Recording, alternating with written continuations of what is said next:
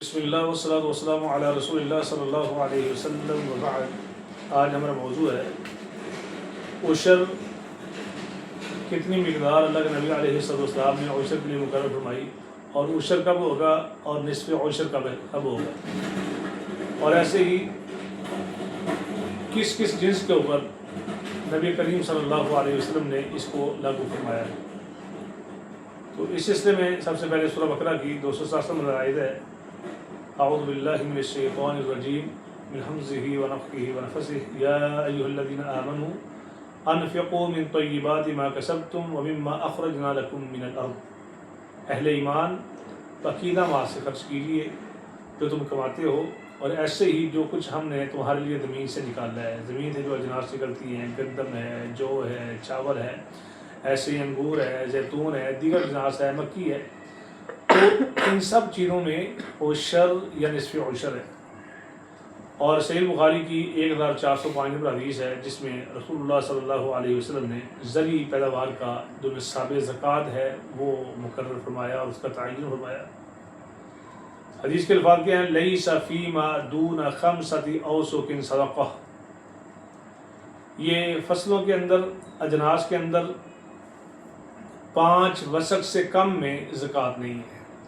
یہ عشر، نصف عشر، یہ زرعی پیداوار کی یہی زکوٰۃ ہے کہ اگر 5 وسق سے کم ہے تو اس میں نہیں ہے، اور 1 وسق تقریباً 2.25 کلو کے لگ بھگ ہے اس کا جو وزن بنتا ہے، اور کل 653 کلو بنتا ہے۔ یہ 16 من 32 کلو اگر اتنا پیداوار ہوئی ہے زمین سے، چاول کی شکل میں یا گندم کی شکل میں، یا پھل جو ہے انگور، زیتون، اس طرح کی جو اجناس ہیں، اتنا ہو تو پھر اس کے اوپر اللہ کے نبی علیہ السلام نے عشر یا نصف عشر مقرر فرمایا ہے۔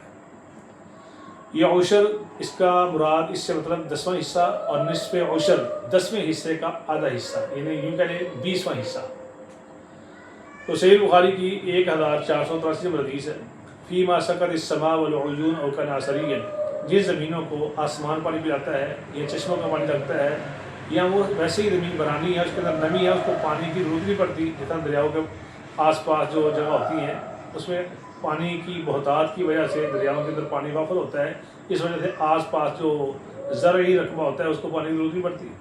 تو فرمایا ان میں عشر ہے 10واں حصہ، کیونکہ اس میں خرچہ کم آتا ہے، پانی کی اوپر جو لاگت آتی ہے اس سے انسان کو فائدہ ہو جاتا ہے، نہیں لگتی، تو اس میں عشر ہے 10واں حصہ۔ وما سقی بنضح، اور جو بیلوں کے ذریعے جن کو پانی لگتا ہے، یا آج کل ٹیوب ویل کے ذریعے تیل کا صرفہ خرچہ بہت ہوتا ہے، تیل صرف ہوتا ہے، تو ان کے مطلب ہمارا نصف العشر 20واں حصہ ہے۔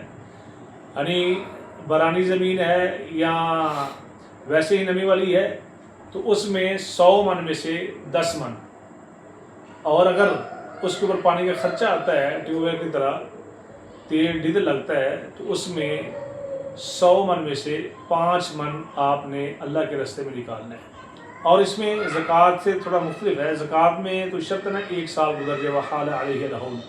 اس میں زمین سے آپ جتنی بار فصل اٹھاتے ہیں، مثلا عموماً ہمارے یہاں یہ پنجاب میں چاول اور گندم اٹھائے جاتے ہیں، اور کچھ علاقوں میں کپاس اور گندم اٹھائی جاتی ہے، کچھ علاقوں میں یہ گنا اور گندم اٹھائی جاتی ہے، کچھ علاقوں میں یہ مکئی اٹھائی جاتی ہے۔